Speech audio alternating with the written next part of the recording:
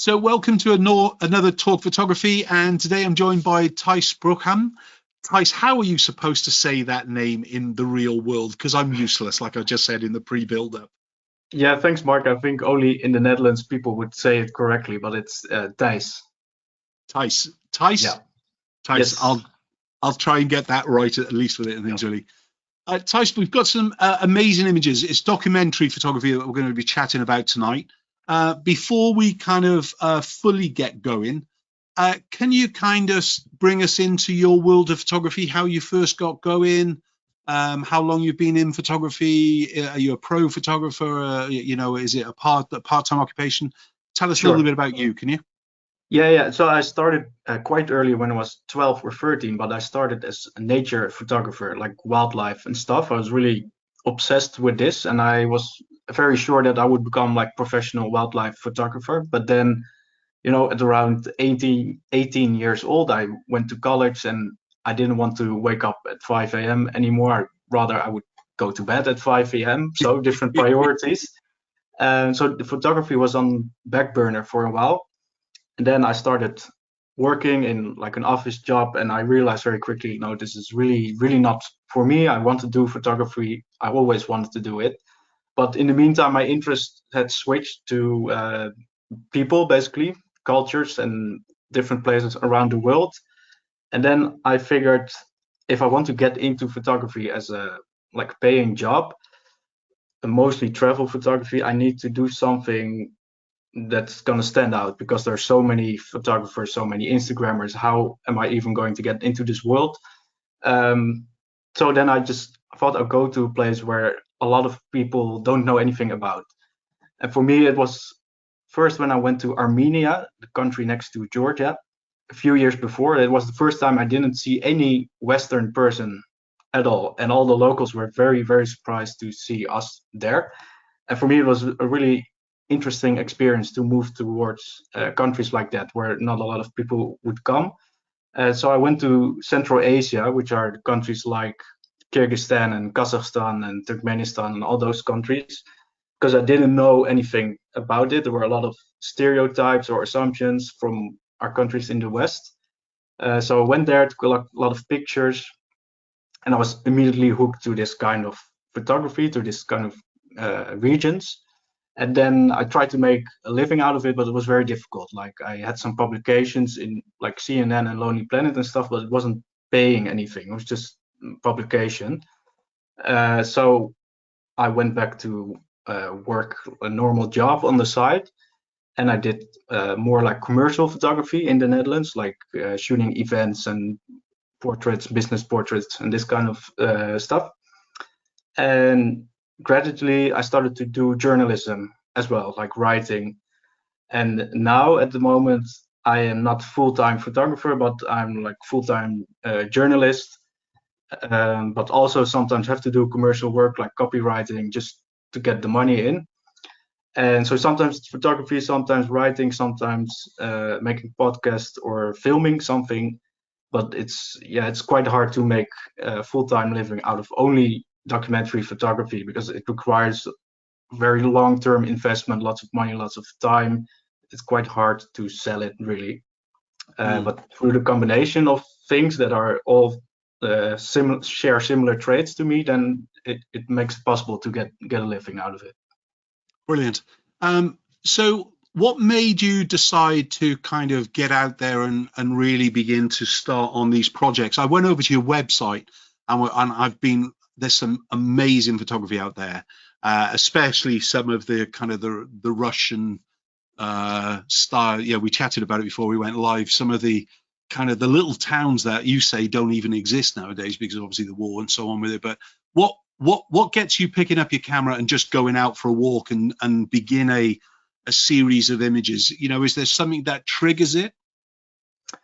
Yeah, it is, and I think it's for me these countries that I started returning to them again and again, and then I started to see stories and I started to meet people several times returning to those villages, and then it became interesting for me because it will be like a longer term story. But still, I love taking just randomly walking on the street and just you find some a guy sitting somewhere and you take a picture and that's it, and that can also be very nice. And I don't know why, but in the Netherlands I never really take pictures, but when I'm in Iraq or Afghanistan, there's just something about the light, maybe the chaos on the streets, everything.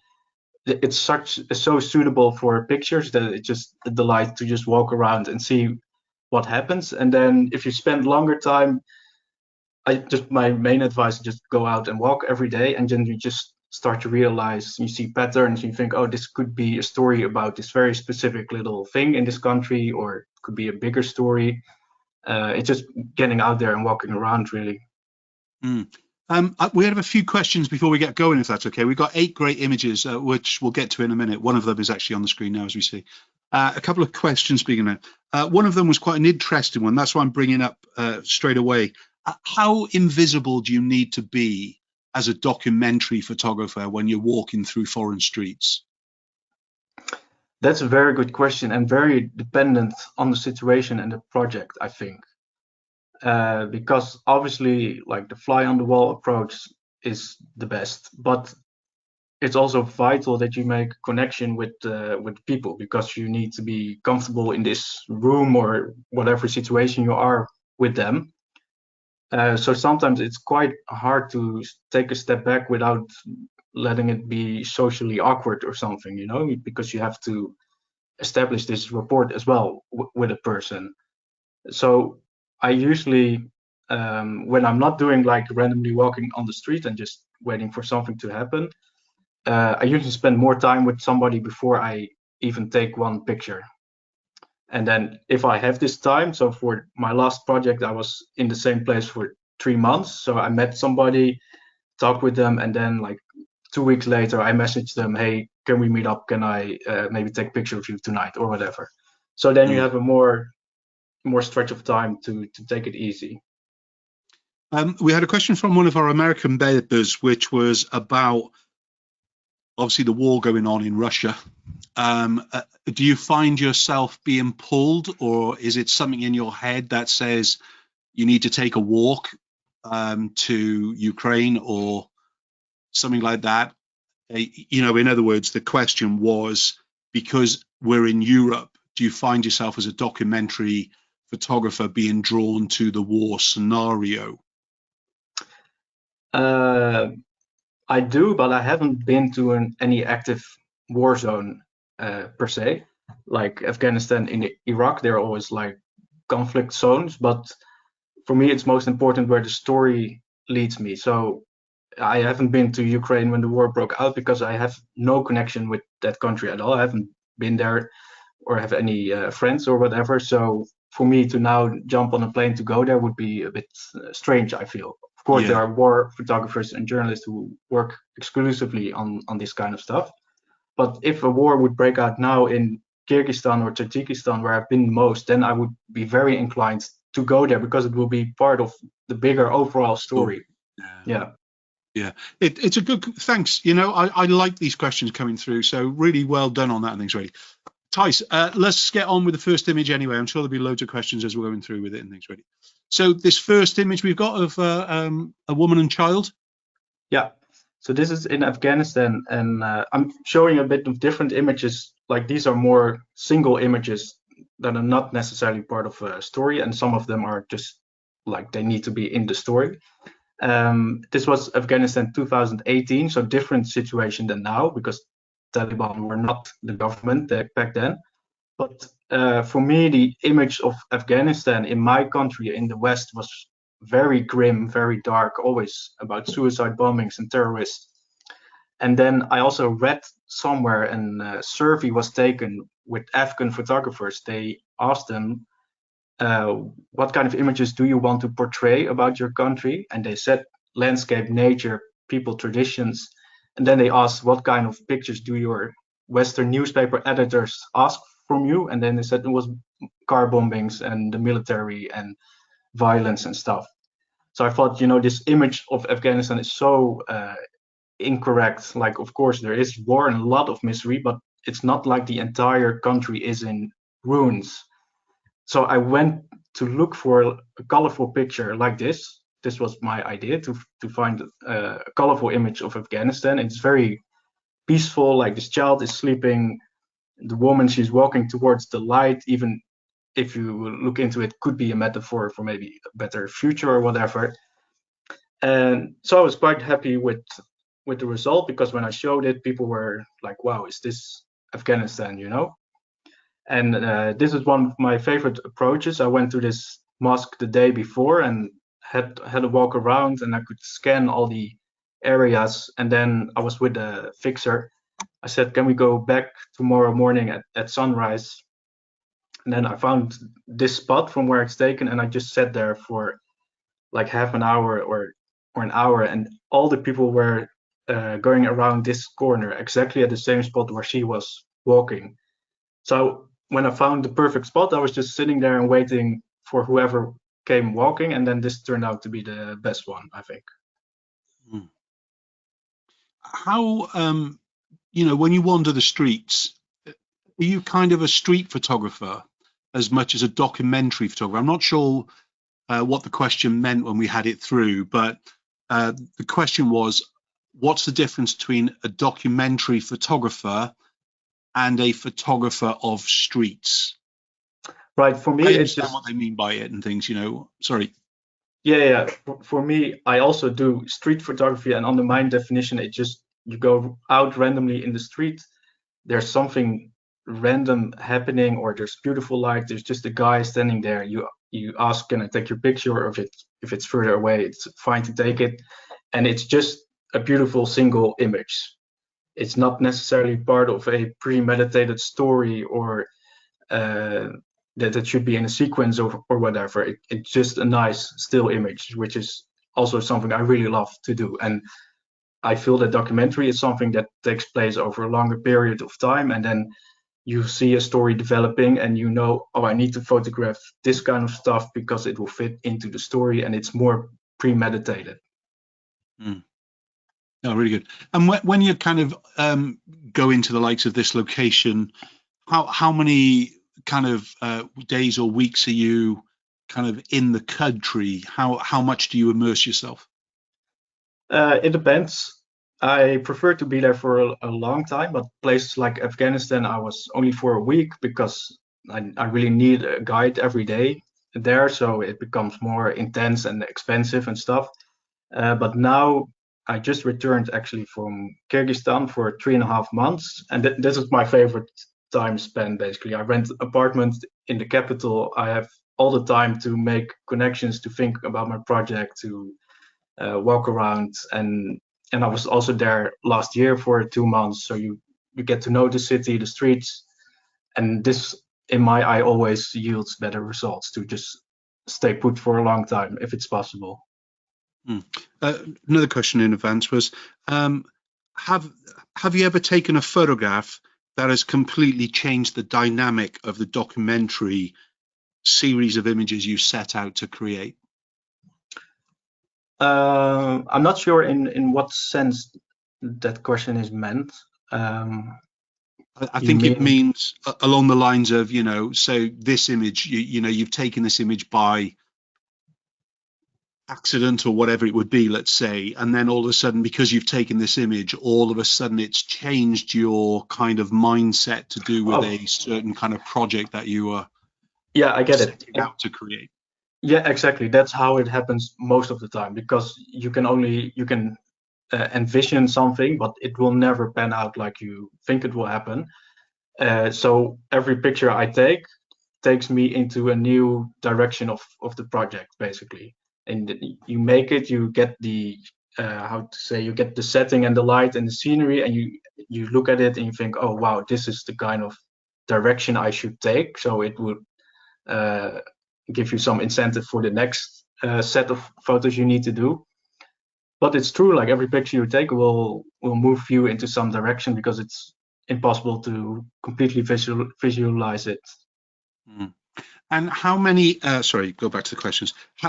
How many images would you expect to actually be able to tell a story?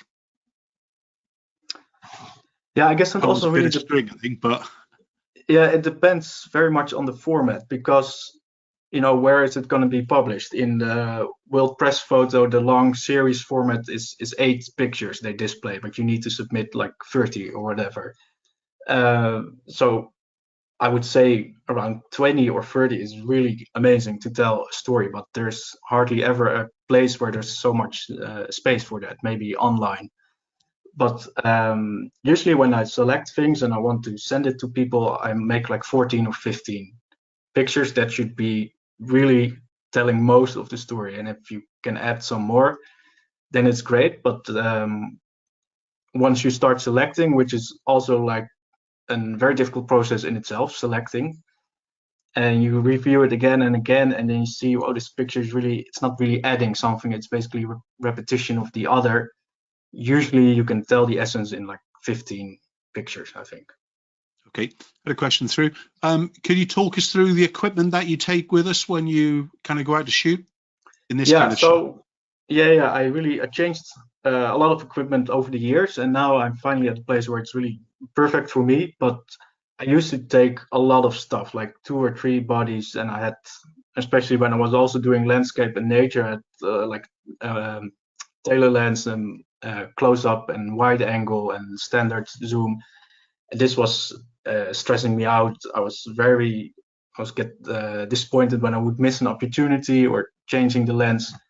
So I got rid of most of the stuff basically, and now my main setup is like a small mirrorless camera from Sony A7 III, and always there's the 35mm 1.8 on there, and I have a second body with 24-105.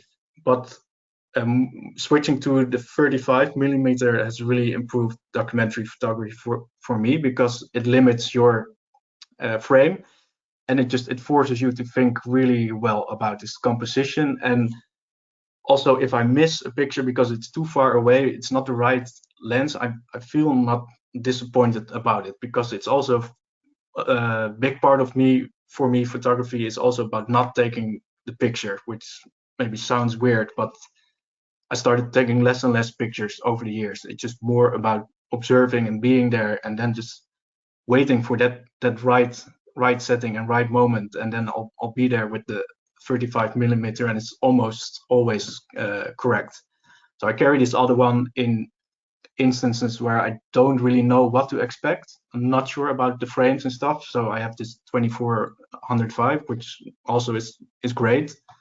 And in this way, I only need these 2 lenses, basically. Very good.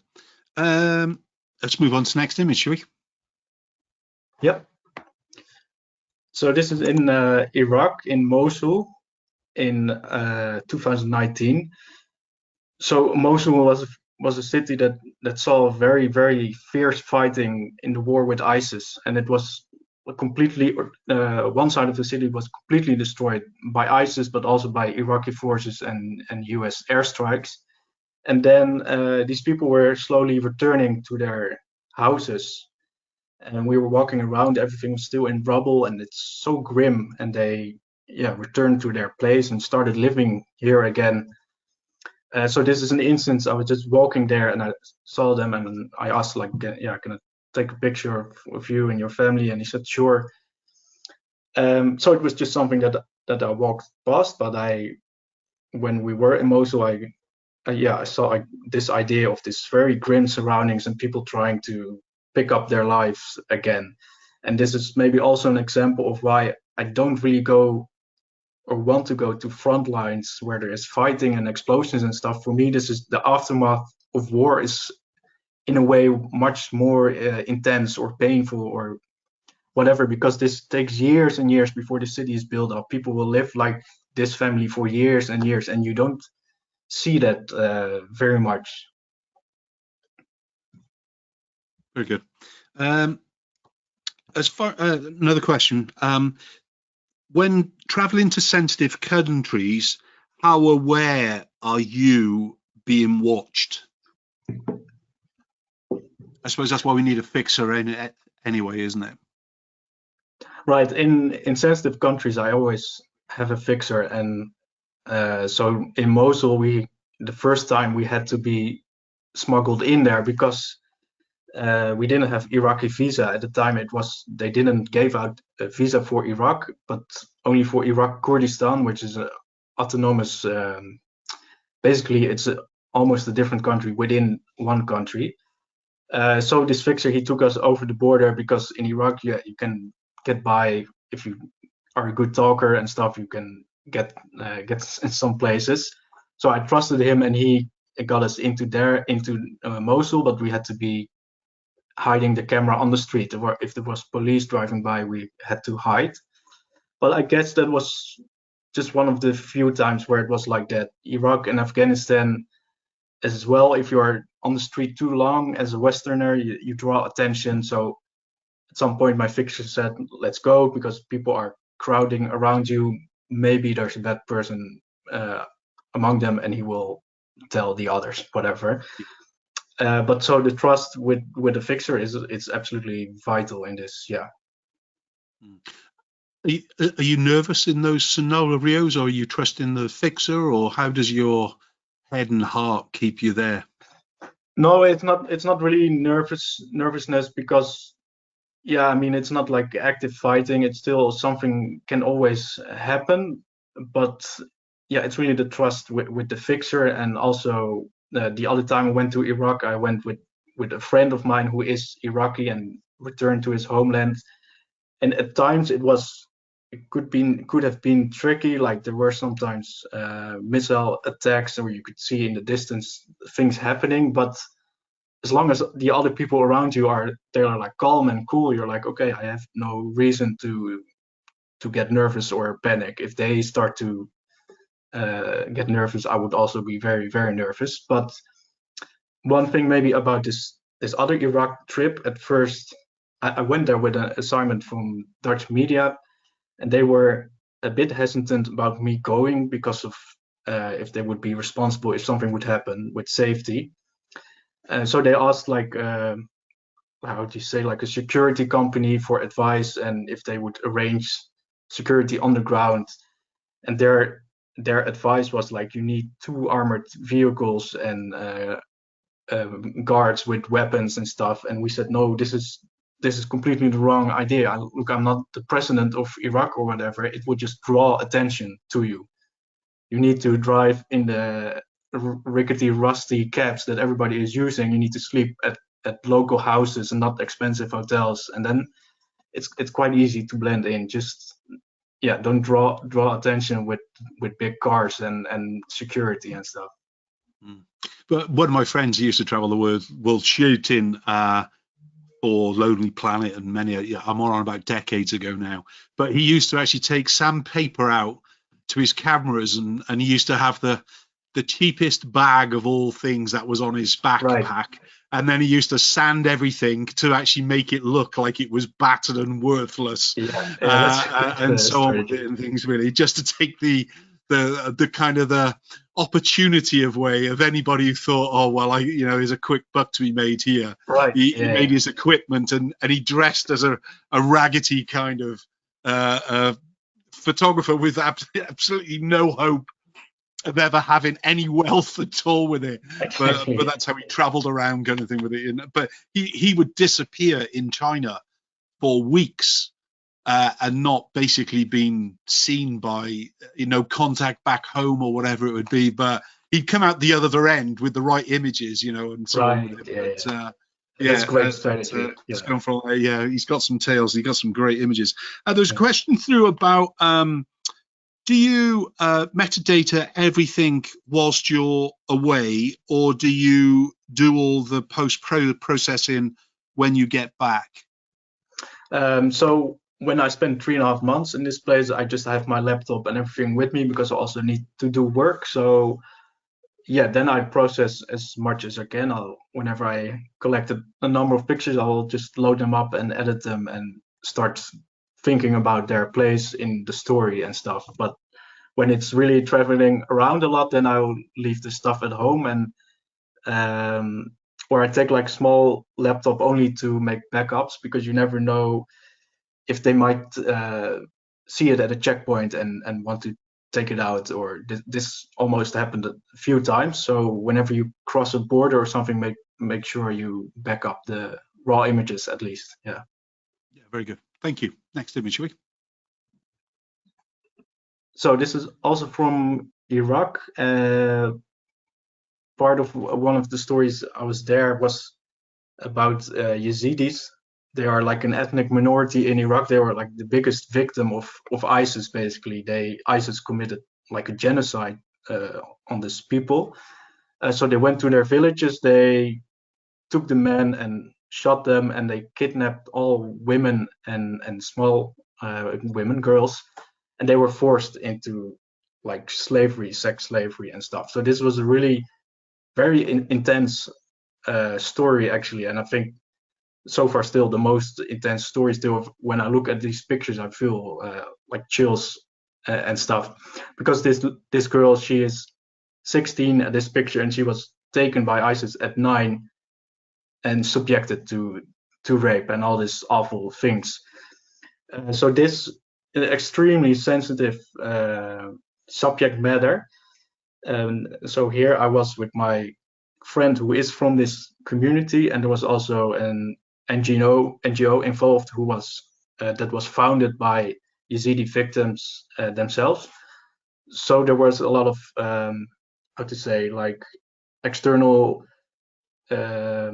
assurance that they would be treated right, you know, because this is quite hard to do this by yourself as a Westerner coming there and maybe being insensitive or whatever. So this is part of a series of like 6 survivors of ISIS, all taken in similar fashion, you know, a bit dark and grim, but with natural light. Yeah, it's just I liked the series, but it was also quite harrowing. Yeah. We should point out for anybody who's joining us late, it was obviously kind of broadcast as speedlight photography, but it obviously is all about documentary photography tonight. But we did have some questions through in advance. So if we can use the speedlight as a bit of a kind of a twist, just in case. Do you usually use natural light when you're shooting portraits, or do you use speedlight or the likes of? What's your kind of go-to equipment? So yeah, I love natural light. I always look for that if it's possible. But actually in this series I made both. So I did speedlight because this NGO asked me to make these pictures for their exhibition, and it needed to be in the same I'd say like same fashion, so other photographers could join in. And that worked really great actually, because you would go to somebody's home and usually the light is poured. It's like a very bright bulb hanging somewhere, and there's nothing in the background. So there I was glad to use the speedlight actually. But then I also found some places where I could use natural light. In this case, she's standing next to the window.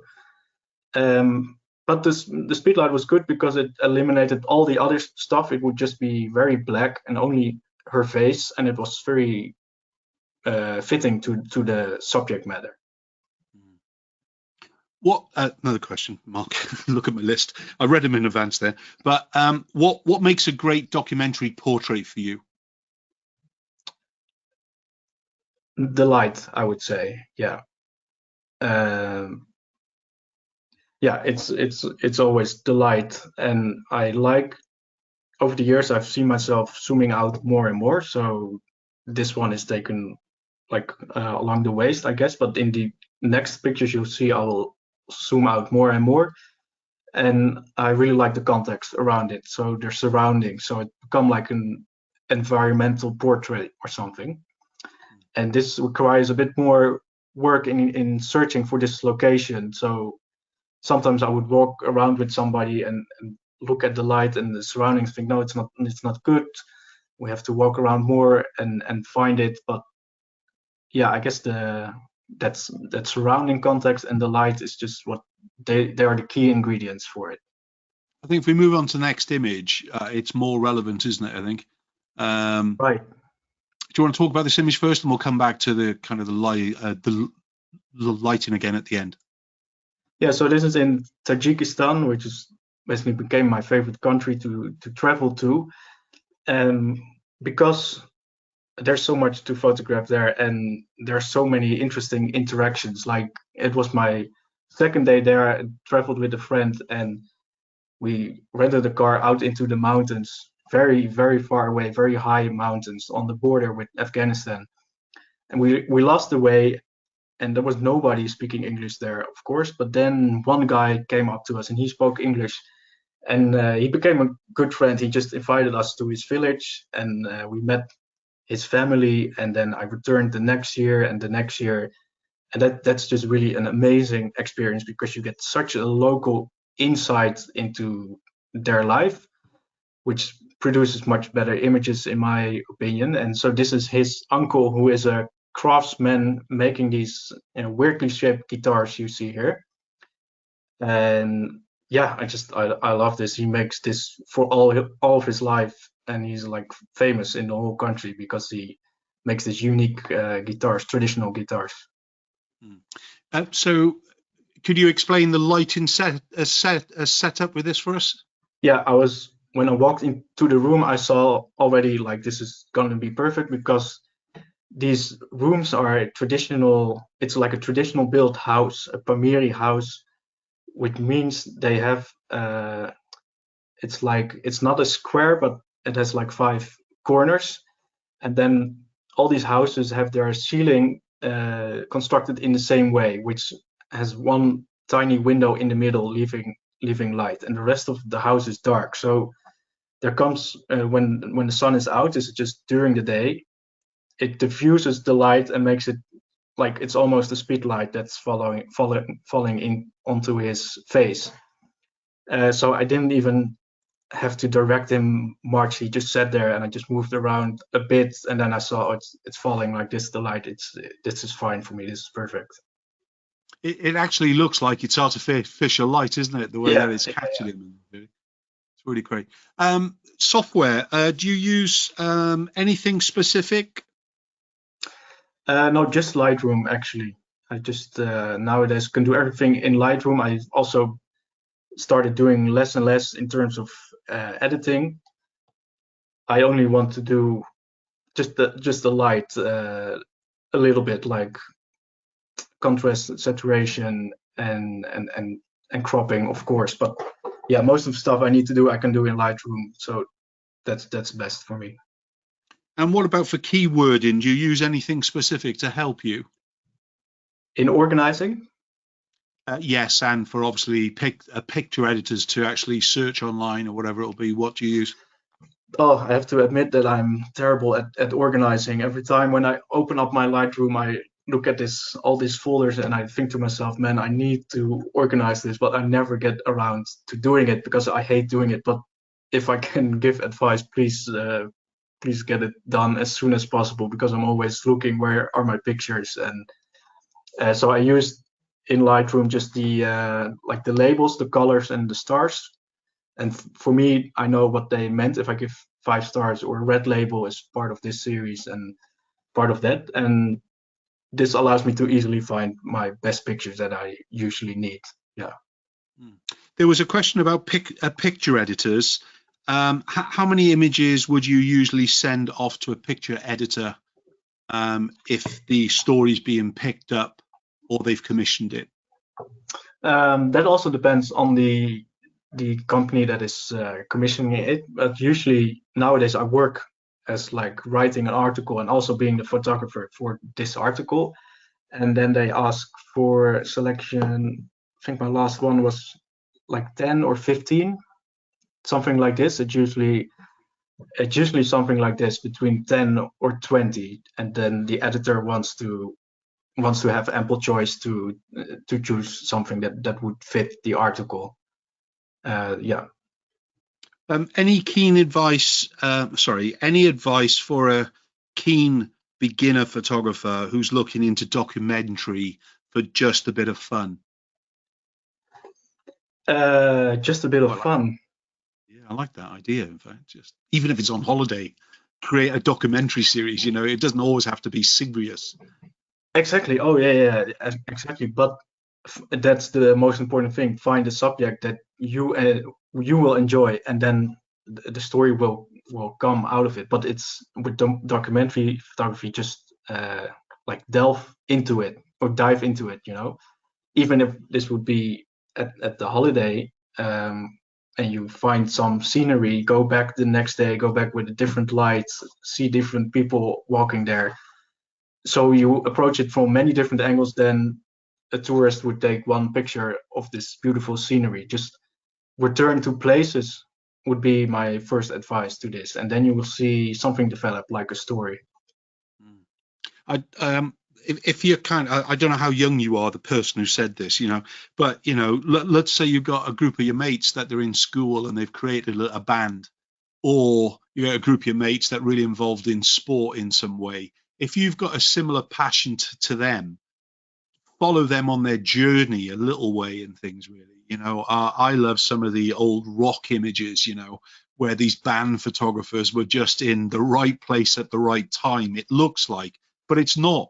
It's days and weeks and months of actually being in the wrong place, and then one day you're in the right place to get amazing images. And then if you're really lucky, the band that you've been following makes it big, and then all of a sudden it's a different world. So whatever it is, if you can have a passion for it, even if it's a local youth group or a local band or whatever it would be, there's a story there. Just try and find your story in the same way. What is a documentary series of images for me would be totally different for a documentary series of images for you, and you've got to find your own voice and things, really. But yeah, very especially if you have like some kind of access to something, if you're part to a community, like you say, if you are in a band or whatever, and you have this sort of inside access, you already are friends with the persons, that helps so much, will make it so much better. And then one of my favorite journalists, he called it the art of hanging out. It's just hanging out until something happens, Yeah, my sister, going back years and years ago, when I was a very small, very young man, all right, it was a long time ago, but Benetton had just launched its franchise in Europe, and basically the franchise had come to Cardiff, and they were doing a fashion show to launch it. And my sister and a bunch of her mates were on the local model agency, and they were picked up to do the catwalk. At the last minute, the agency, oh my God, can you get somebody to take photographs? We haven't got any budget. And Andrea goes, Mark will do it. And I'm 16, no pressure at all with it, you just shoot the hell out of it, and then all of a sudden you go down a different lane. But again, just find a voice, find something that you're passionate about. Even if it's street photography, walk down the street each day, the same street, and take the same photograph if that's what it takes. Things really. But that really, like I said, this first picture where I was in Afghanistan, where I was sitting at this point and waiting for persons, I use this a lot in Central Asia and in those countries like Kazakhstan and stuff. I would just walk around, find a place that really looks nice, and after a while you develop this sense, like you can imagine how it would look like in sunrise or sunset or whatever. So you find this place, you go back in the morning, you just already find the perfect composition, you have all the time, and then you just sit there and wait, and people will walk by like they're just walking into a painting, and you're just from a distance, like you're almost like you're orchestrating everything. This is for me like maybe one of the best methods. Very good. Lastly, on this image, I think it's poignant, the question about, do you ever supply images to the people you shoot? So this village, because I returned to them, I have printed out small images and gave them to them, and they really, really enjoyed it. So if you have the possibility to return, please do this, because they really love it. And now a lot of places I went, I'm now writing a book about all these countries, and everybody said, oh, please send me this book. And I don't know how, because some are living in yurts in the mountains, and I don't know how to return there. But yeah, I definitely always try to give something that I took from them. I took their story, their picture, and it's so nice. They really enjoy seeing it back. So if you can, really do it. Let's move on to the next image. But if you don't mind, just before we discuss it, there was a question about As a documentary photographer, are you often forced to shoot video as well now? Forced by Forced, I suppose, is employers, the wrong or? word, isn't it, really? Do you find yourself shooting video as well? I suppose that's the easiest way to do it. Yeah, I do it, but I can do like two things at the same time. So either writing and photography, or writing and filming, but not also a third thing. So I did do it a few times, and then I made a short documentary from this, and it's actually it's all right. It's quite good, I think. It was mostly photography and video at the same time, and afterwards I could also write about it. So yeah, I do it, and I think it's quite well possible to do multiple things. It requires some more effort and attention, but I think the idea that you need to specialize in one thing and only do one thing on your journey is a bit old-fashioned, because nobody really has that luxury anymore of doing only documentary photography while traveling, because it's just too hard to earn enough money. And now these mirrorless cameras by Sony, they also film amazingly and they take amazing pictures. So why not use this combination? Yeah. Very good. Right, we'll talk about this image, shall we? Yeah, so this is in Kyrgyzstan for my most recent project. I was there 5 years ago, and then last year for 2 months, and then this year for 3.5 months. And this is about the young generation of Kyrgyzstan, former Soviet country, and these are post-Soviet millennials. So everybody born after 1991, they grow up in a very, very different country or situation than their parents. So this huge generation conflict. They are affected by the war in Ukraine, by China, by United States and Europe trying to get something from their country, and at the same time they have a very conservative government. So she is an actress and a singer and activist, and this is actually the entrance to a theater. It's like an underground theater. It's called 705. You see the sign on top. And they were doing a performance about the war in Ukraine and about how Kyrgyz people were deported to Ukraine in 1930s, and a lot of them died. And this was a bit unheard of, because nowhere in Kyrgyzstan in the normal theaters you can say stuff like this. It's all censored. But you see what kind of theater they need to go to tell this story. And so this girl says this is really the only place where we can really talk about stuff, be critical about government, talk about feminism, about cancel culture, about Russia. It all happens in this very small theater, which seats like 20 people, and you are just like centimeters away from the actress. So I love that. And then I went. I had good contact with her, so I was able to meet her several times over a few weeks. So this is what I'm talking about, the luxury of time. And then I was thinking, how should I photograph her? And we tried different things. So it was a bit more, how do you say, like orchestrating, saying like, let's try to make a picture of you here inside the theater. And then I was outside and I said, can you just sit there? And then that was it, like taking a lot of steps back. This is a wide frame. And for me, the wide frame makes it the picture, because it adds to like the ruined state of this theater in some way. Beautiful. Love it. Let's go to the next image, shall we? So same project. Also somebody I met before, and then afterwards, a few weeks later, I asked, oh, I would also love to have your picture.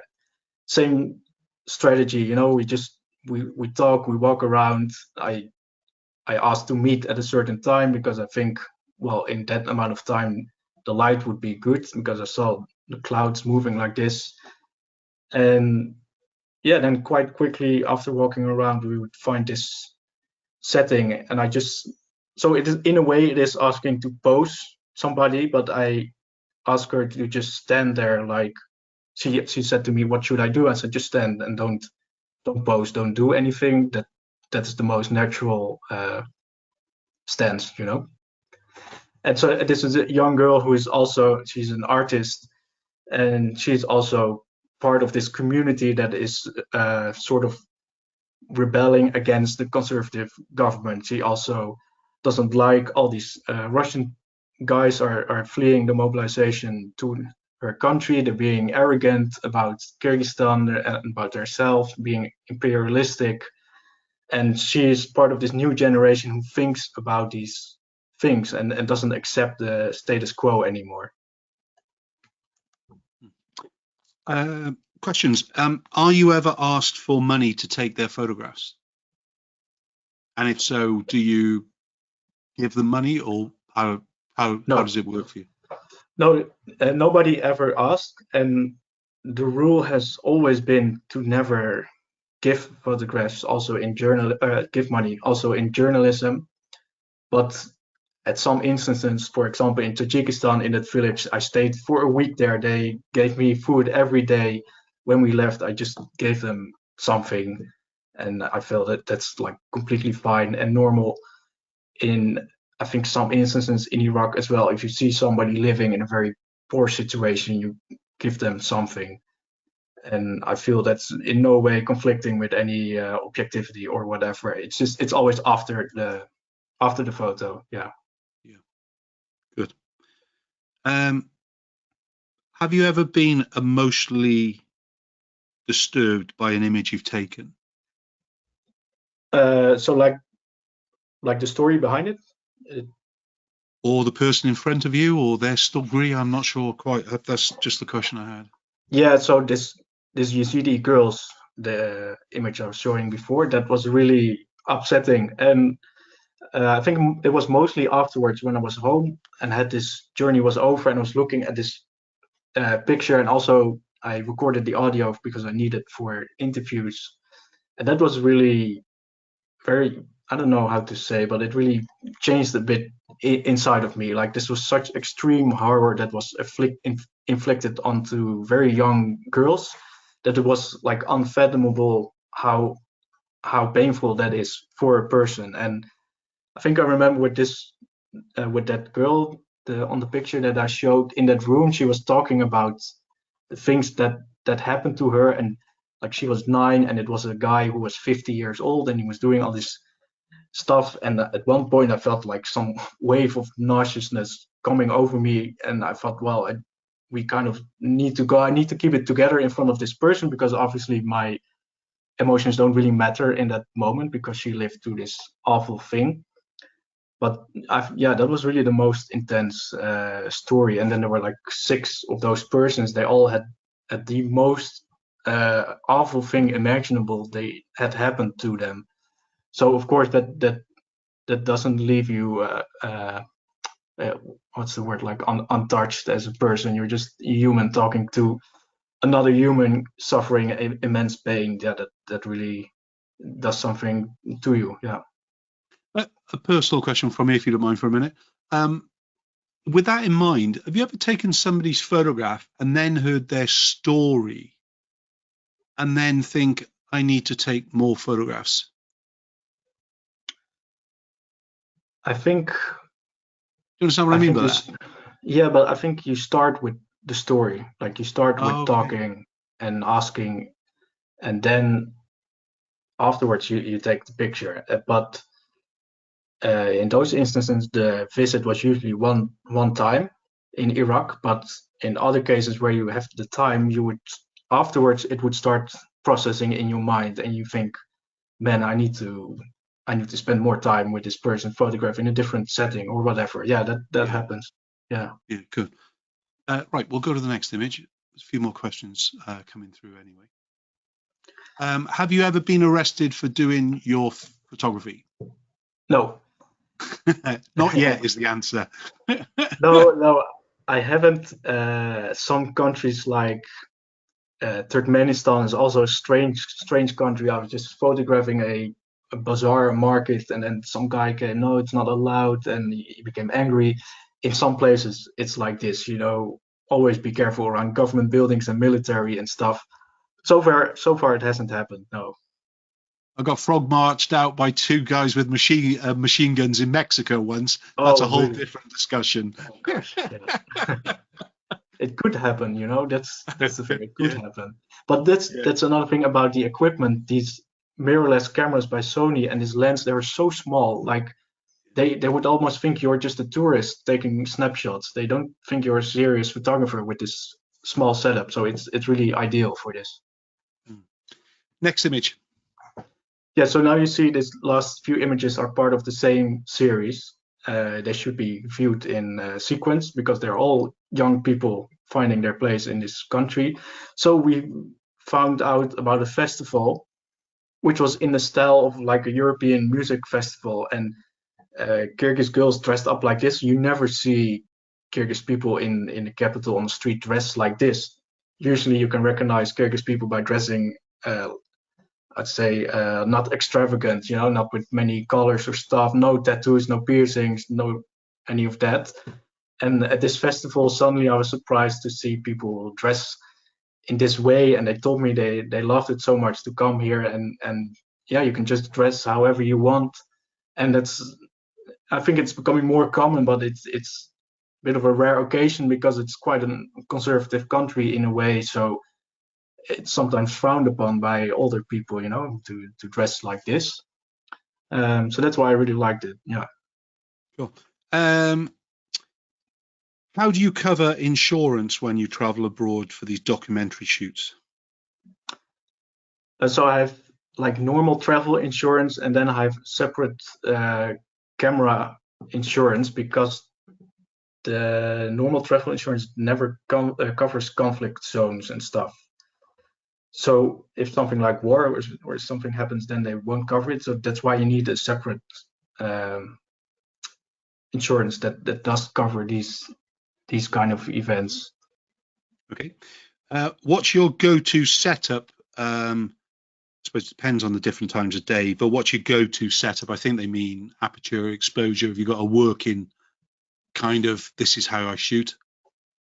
So I shoot around this light, what you see here, either morning or evening, and then it's almost always it's around 2.8 or something, yeah, 2.8 or 2, and it's this kind of the width of the frame is always like this. These are settings that are automatically in my head, and I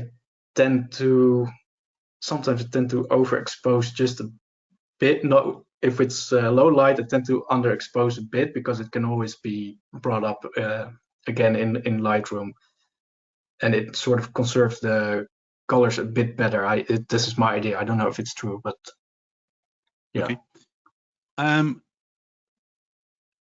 If you were a female photographer, could you take the same photographs? That's a really good question. No, I think you would take different photographs because in some places like men and women are separate, and you would be allowed into the women's room. You would get different view than me, of course. So I guess in these more conservative country, this is really interesting to be there as female photographer because they are welcoming towards it because they know you are like Western, you are from a different culture, you dress and do differently, and they accept that usually. So you can be yourself as a woman there, but you have more access to the other women. So it would be quite interesting to see that angle. Yeah, it would be. Good. And our last image. Yeah, last one. You see, it's nearly at the same scenery actually, because at this festival they were doing a fashion show. Nowadays, fashion designers, they are using old patterns and traditional methods, and they incorporate it with something new.